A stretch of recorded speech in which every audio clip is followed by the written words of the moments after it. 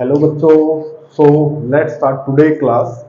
Today we will discuss about domestic electric circuit. ठीक है ना। तो आज हम बेटा किसके बारे में पढ़ेंगे? डोमेस्टिक इलेक्ट्रिक सर्किट के बारे में। ठीक है। तो डोमेस्टिक इलेक्ट्रिक सर्किट पढ़ने से पहले मैं आपको रिमाइंड कराऊंगा कि हमारे घरों में जो इलेक्ट्रिसिटी आती है या तो वो ओवरहेड वायर से आती है या फिर वो अंडरग्राउंड केबल से आती है। ठीक है ना। तो जो अंडरग्राउंड केबल हमारे पास होती है उसके अंदर 3 वायर होती है बेटा। उसके अंदर कितनी वायर होती है? 3 वायर। कौन कौन सी होती है बेटा? उसमें 3 वायर हमारे पास, one is red, other is black and third one is green. ठीक है बेटा। जो रेड वायर होती है उसको क्या बोल देते हैं बेटा? Live wire. रेड वायर को क्या बोल देते हैं हम? Live wire. ठीक है ना।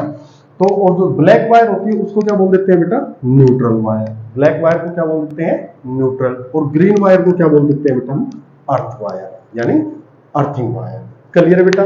तो अब हम बात करते हैं कि ये लाइव वायर का क्या काम है, अर्थ वायर का क्या काम है और न्यूट्रल का क्या काम है।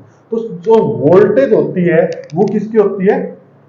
लाइव वायर की। आपको पता है हमारे घरों में जो वोल्टेज सप्लाई की जाती है वो कितने की होती है बेटा? 220 वोल्ट। हमारे घरों में जो सप्लाई आती है इलेक्ट्रिसिटी की वो कितने वोल्टेज पे होती है? 220 वोल्टेज के ऊपर। ठीक है ना।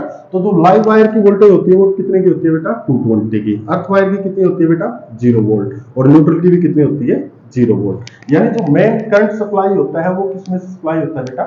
लाइव वायर में से। तो 3 वायर में से जो करंट सप्लाई हो रहा है वो किसमें से होगा? आपका लाइव वायर में से। ठीक है। उसके बाद अगर मैं बात करूं न्यूट्रल का, न्यूट्रल वायर का काम क्या होता है बेटा? उस करंट को जो वापस आता है वो किसमें से आता है? आपका न्यूट्रल वायर में से। ठीक है। और अर्थ वायर को क्यों यूज करते हैं? कि अगर एक्सेस अमाउंट में हमारे पास करंट आ जाए, ठीक है ना, तो जो इलेक्ट्रिकल शॉक या इलेक्ट्रिकल अप्लायंस का डैमेज से बचने के लिए हम क्या करते हैं? इलेक्ट्रिक अर्थ वायर का यूज करते हैं। ठीक है ना। उसके बाद आप देखोगे ये हमें पता चल गया लाइव वायर, अर्थ वायर और न्यूट्रल वायर के बारे। उसके बाद इलेक्ट्रिसिटी हमारे घर में एंटर करे उससे पहले एक पोल फ्यूज होता है। ठीक है ना। जो भी इलेक्ट्रिसिटी एजेंसी होती है या कंपनी होती है उसके द्वारा ये पोल फ्यूज फिट कर दिया जाता है किसके अंदर? लाइव वायर के अंदर। और इस पोल फ्यूज की जो कैपेसिटी होती है उसमें से कितना करंट फ्लो कर सकता है बेटा? 50 एम्पियर। ठीक है ना। इससे ज्यादा करंट इस पोल फ्यूज में से फिट नहीं हो पास नहीं हो सकता। ठीक है ना। उसके बाद लाइव वायर के बाद क्या है बेटा? आपका पोल फ्यूज। पोल फ्यूज की कैपेसिटी कितनी होती है कि ये 50 एम्पियर करंट को ही फ्लो कर दिया जाता है। इतनी ही लिमिट इसकी सेट कर दी जाती है। ठीक है। उसके बाद इलेक्ट्रिसिटी हमारे घरों में एंटर करती है और सबसे पहले किसमें आती है बेटा? इलेक्ट्रिक मीटर के अंदर। ठीक है ना। इलेक्ट्रिक मीटर के अंदर जब सप्लाई आती है तो हम देखते हैं इस इलेक्ट्रिक मीटर का काम। ठीक है ना। इलेक्ट्रिक मीटर का काम क्या होगा बेटा? इलेक्ट्रिक मीटर बेसिकली ये एनर्जी कंजप्शन को यूज करता है। ठीक है ना। मेजर करता है, sorry, electric meter energy consumption यानी कितनी इलेक्ट्रिसिटी हम कंज्यूम कर रहे हैं। और वो इलेक्ट्रिक एनर्जी कंजप्शन होता है, ये इलेक्ट्रिक मीटर उसको किस में मेजर करता है बेटा? किलोवाट आवर में। किस में यूज करता है बेटा? किलोवाट आवर में। ठीक है ना। जैसे 1 यूनिट कंजप्शन होगा तो क्या होगा? वो कितने टाइम में कितनी एनर्जी यूज हो रहा है, तो वो उस हिसाब से आपकी यूनिट आती है। ठीक है बेटा। उसके बाद अगर बात करें उसके बाद क्या लगाया गया है? Main fuse. और ये मेन फ्यूज को किसके साथ कनेक्ट कर दिया गया बेटा? लाइव वायर के साथ। ठीक है ना। तो यहां से क्या होगा? 50 एम्पियर करंट आपका पास होगा। यहां से पास होने के बाद करंट आपका कहां जाएगा बेटा? मेन स्विच में। मेन स्विच में आप देख रहे हो ये न्यूट्रल वायर है और ये लाइव वायर है। इन दोनों को क्या कर रखा है यहाँ पे? डिस्कनेक्ट। ठीक है ना। जैसे हमारे कोई भी इलेक्ट्रिसिटी से रिलेटेड फॉल्ट आ जाता है तो हम क्या बोलते हैं सबसे पहले कि मेन स्विच को ऑफ कर दो। ठीक है। लेकिन आप कहोगे कि सर यहां से करंट तो लाइव वायर में से पास हो रहा है लेकिन आपने न्यूट्रल को ऑफ क्यों किया है? अब एक चीज देखो, अगर पीछे से कोई भी तूफान या कुछ भी हो जाता है और मिस हैपनिंग जिसकी वजह से दोनों वायर क्या हो जाए? कनेक्ट हो जाए। अब दोनों वायर कनेक्ट हो जाएगी तो इनके बीच में पोटेंशियल डिफरेंस इसमें कितना था? 220 और यहाँ पे कितना था? 0। लेकिन अगर ये दोनों कनेक्ट होगी तो यहाँ पर भी पोटेंशियल डिफरेंस कितना आ जाएगा? 220 का। तो यहाँ पर क्या हो जाएगा? स्विच हमने ऑफ कर रखा है और पीछे से कनेक्ट होने की वजह से अगर यहाँ ये ऑन है तो क्या होगा? यहाँ पर भी इलेक्ट्रिसिटी होगी। और जिसकी वजह से जो भी हम रीजन से हमने जिसको स्विच ऑफ किया था या कोई मैकेनिक इसको ठीक कर रहा है और पीछे से पता चला है कि ये दोनों वायर कनेक्ट हो गई है तो यहाँ पे क्या होगा? इलेक्ट्रिसिटी और उसको क्या लगेगा? Electric shock. इसलिए इन दोनों को क्या कर दिया जाता है बेटा? ऑफ कर दिया जाता है। क्लियर है बेटा। तो उसके बाद अगर हम बात करूं यहां से हमारे पास क्या होता है, डिस्ट्रीब्यूशन बोर्ड होता है, ठीक है। यानी हमारे घरों में जितने भी रूम है वहां से हम यहां से हम क्या कर देते हैं, इसको डिवाइड कर देते हैं हर रूम में। और हर रूम के अंदर क्या होता है बेटा, एक एमसीबी लगा दी जाती है, ठीक है ना, मिनिएचर सर्किट ब्रेकर, ठीक है ना, एमसीबी। और जैसे यहां से इस एमसीबी का भी काम क्या होता है बेटा, ये भी एक फ्यूज का ही काम करती है, यानी सेफ्टी डिवाइस का ही काम करती है, ठीक है ना। जैसे एक्सेस अमाउंट में करंट आएगा तो ये क्या हो जाएगी, डाउन हो जाएगी, ठीक है। तो ये हमारा है डोमेस्टिक इलेक्ट्रिक सर्किट। क्लियर है बेटा, आपको समझ में आया। उसके बाद अगर मैं बात करूं तो बात करेंगे फ्यूज की, ठीक है ना।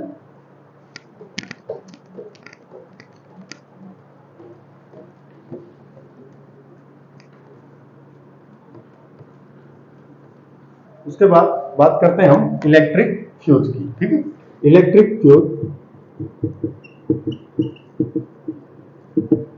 ठीक है। इलेक्ट्रिक फ्यूज होता क्या बेटा, एक सेफ्टी डिवाइस होती है, ठीक है ना, एक क्या होती है, सेफ्टी डिवाइस होती है। और इस इलेक्ट्रिक फ्यूज को हमेशा किस में कनेक्ट किया जाता है बेटा,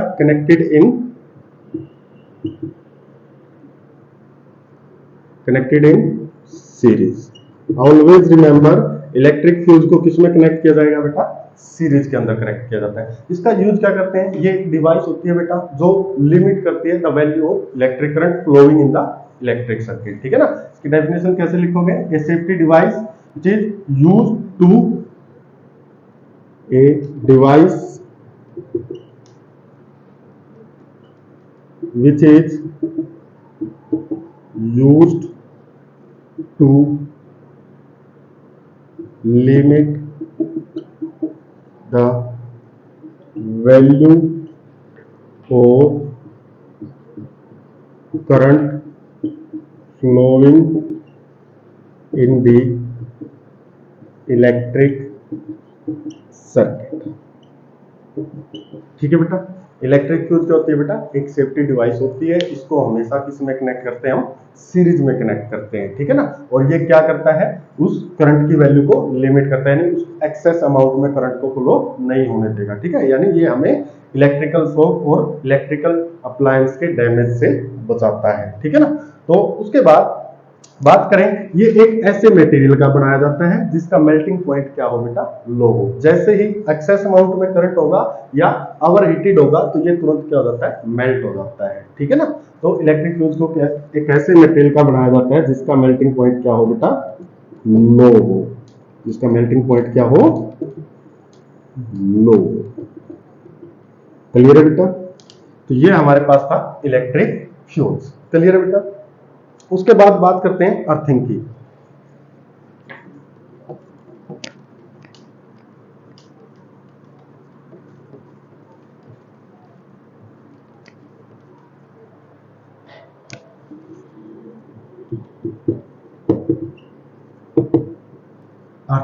अर्थिंग क्या होती है बेटा, एक प्रोसेस होती है जिसमें कोई भी बॉडी अपना चार्ज शेयर करती है विद रिस्पेक्ट टू अर्थ करती है, ठीक है ना। जैसे यहाँ पे हमने अर्थिंग कहाँ कर रखी है, इस इलेक्ट्रिक मीटर के अंदर। हमारे घरों में क्या है, जब हम घर बनाते हैं तो एक कॉपर वायर को नीचे डाल दिया जाता है और उसको किससे से, मेन मीटर से कनेक्ट कर दिया। जैसे ही एक्स्ट्रा अमाउंट में इलेक्ट्रिसिटी आती है तो वो सारी की सारी एक्स्ट्रा अमाउंट की इलेक्ट्रिसिटी कहाँ चली जाती है, अर्थ के अंदर चली जाती है, ठीक है ना। तो अर्थिंग की डेफिनेशन कैसे लिखोगे, a process in which a body share its charge with respect to earth, ठीक है बेटा। एक ऐसी प्रोसेस जिसमें कोई बॉडी अपना चार्ज शेयर करती है अर्थ के साथ। क्लियर है बेटा। तो ये था हमारा अर्थिंग। उसके बाद हमने देखा यहाँ पे कि ये मेन स्विच में से आगे मैंने बताया था कि इसको रूम वाइज डिवाइड कर दिया जाता है, ठीक है ना।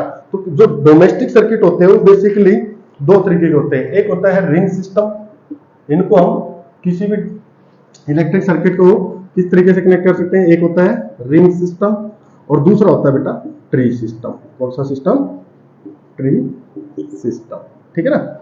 यानी हमारे घरों में जो सभी कनेक्शन है इलेक्ट्रिक सर्किट वो किस में कनेक्ट किए जाते हैं, ट्री सिस्टम में। ट्री सिस्टम में क्यों, और वो ट्री सिस्टम में जो इलेक्ट्रिसिटी होती है वो किस में कनेक्ट होती है बेटा, पैरेलल में। किस में कनेक्ट होती है, पैरेलल में, ठीक है ना।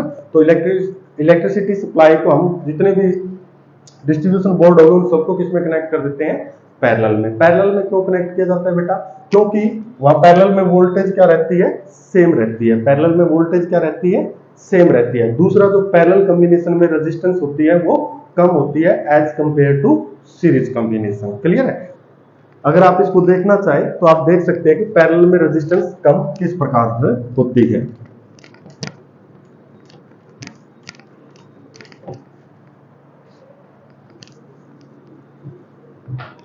Why electric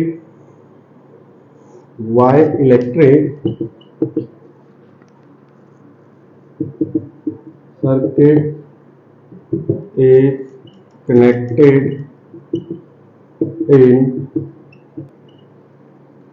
पैरेलल, ठीक है ना। इलेक्ट्रिक सर्किट को हम पैरेलल में कनेक्ट क्यों करते हैं इसको, इसका रीजन क्या है बेटा। सबसे पहले इन पैरेलल कॉम्बिनेशन वोल्टेज क्या रहती है आपकी,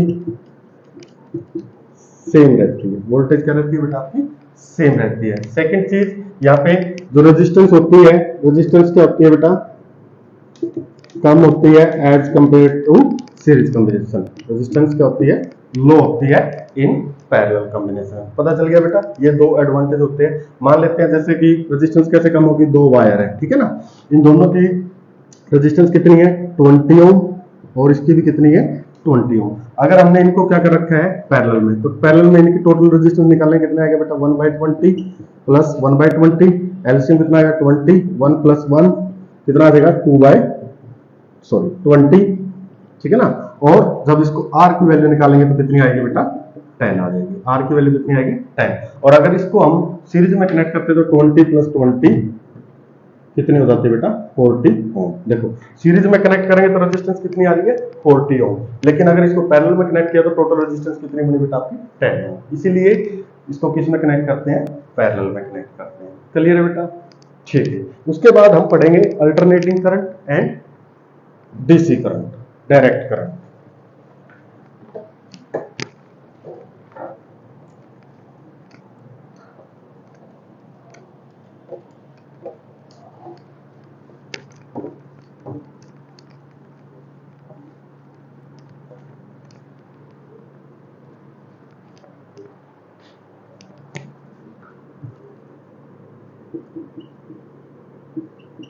अल्टरनेटिंग करंट